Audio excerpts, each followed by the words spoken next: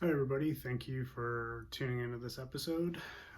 In this episode I'm going to go over some 2019-2020 off-season mods that I'm going to perform on my 99 Civic Time Attack car. Join along and I'll walk you through step by step. Here's an overall look of the car. Like I said, it's a 99 Honda Civic hatchback CX, so the base model. I've got a carbon fiber hood. Now this has been a budget build right from the start, so I've tried to save money where I can, and Craigslist has been my build partner with this, just finding the deals that I can off of there. So I got this inexpensive carbon hood. I think it's a VS carbon or something like that. As you can see, clear coat is terrible on it, but because race car. So I did put these vents on the side here to try to get some of the trapped air out from underneath the hood. This is kind of something I'm looking at for 2020, but I just have them laid on here for mock-up right now. So, and here's the engine bay. So in here we got a K20A2 out of a 2003 RSX Type S. I actually bought the entire car that this motor belonged to. I got it as a theft recovery. It was inexpensive. Got the whole car for 600 bucks, and then pulled everything out I needed for the swap and scrapped the rest of the car. Actually, I ended up coming out ahead on this, so it was a good deal. I ended up making about 300 bucks on it by the time I got the rest of the car parted out. So completely stock K20A2. I do have an RBC intake manifold on it, a K-tune throttle body adapter to adapt to the stock throttle body, RSX throttle body. Made my own intake here. It's just 3-inch pipe. I do have 3.5-inch pipe to replace this with, but I haven't done that yet. And then down at the bottom there's a 3.5-inch hybrid racing velocity stack intake. And then out the back I've got a set of K-tuned alpha headers. So the setup's been going for 2 years now. The car actually had 400,000 kilometers on it that I got this setup out of. All I did when I took it out was put a new timing chain, tensioner, and all new seals in the motor, and it's been flawless. So no issues with this setup at all. In the transmission, started off with a stock transmission. As you can see, I got the hybrid shifter cable sphericals on there. It's just stock cables, but wanted a little bit firmer shifting response. Transmission was stock for the first year, 2018. In 2019, I was actually able to find a really good deal on a Spoon 1.5 way LSD, and along with that, I did a TSX. I got a TSX transmission and pulled some of the gears out of it. So I pulled the first and second gear out of the TSX transmission. And basically second gear is longer, and when you put the RSX third gear in, it makes it a really short second third.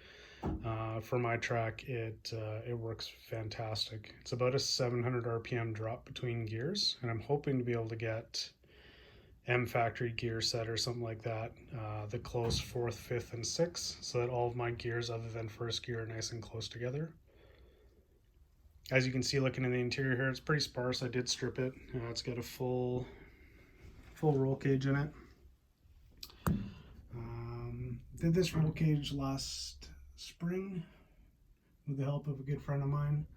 Took us about 2 weekends worth of work. It is a Rhodes roll cage kit. Yeah, went in fairly smoothly. A little bit of work here and there to make it fit, but ended up working out really well. All I really have for interior now is the dash. No stereo.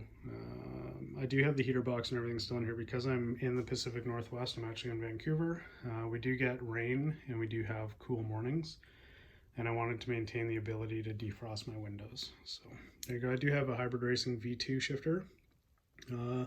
Shifter's been good. I'm going to do a follow-up episode on just some of the issues I've had with the shifter and revisions that I've had to make, and I see they've released their V3 now where they've basically fixed all the issues that I've had with it. So good to see that, but I don't have 500 bucks to buy another one, so this is the one I'll have to stick with. I do have a Kirky seat in here as well. It's a Kirky Road Race. Comfy seat. Got it for inexpensive again from a friend of mine. A good deal. TRS harnesses. These are FIA spec harnesses. I do need to have FIA legal harnesses for my race series, and they are a 6-point cam lock. For suspension, just running a set of Coney yellows. These are not race valved. I would like to send them out and get them revalved. And I've got some Eibach springs. These are 800 inch-pound springs in the front, and I've got 550s in the back on ground control sleeves. I do have these Skunk 2 upper camber arms. These are getting swapped out though. You can see the Delrin bushing at the back there. I've had issues with all the urethane stuff failing and upgraded these to Delrin, but I've always wanted the PCI arms, so I'm going to replace these with those and hopefully get a little bit easier alignments out of it. These Skunk arms have got the alignment Allen's kind of up underneath here, and it's a real pain. All the guys I take it to for alignments always curse this style of arm. So PCIs. When I built this car 2 years ago, I did put a DC2 front subframe and all the suspension in it. So you can see everything's nice and clean. I did go through and paint and clean up everything. Just because it's a budget car doesn't mean it has to look like crap. So clean's nice because when I wash it all off, I can check all my paint marks for torque specs and everything like that. Everything in here is paint marked, so I can see if anything loosens up. Another thing I did is I do have brake ducts. Sorry, it's really dirty in here. The last event I had of the season was wet, so lots of debris thrown up into the splitter area here. But these ducts take cold air from the front and blast it into the wheel well here. I do want to hook it up to the hub this season though, just to get a little bit better cooling. And I'm running Hell brake lines in the front. If you can see back in there, that's a Haltech Platinum Sport 1000 that we wired in to run the car. I was going to do Honda, but I got a good deal on this, and my local friend and tuner is comfortable tuning these and has done a lot with them. So we decided to do this, and like I said, the last 2 years it's been flawless, no issues with it whatsoever. So great setup for a budget-minded kind of track car.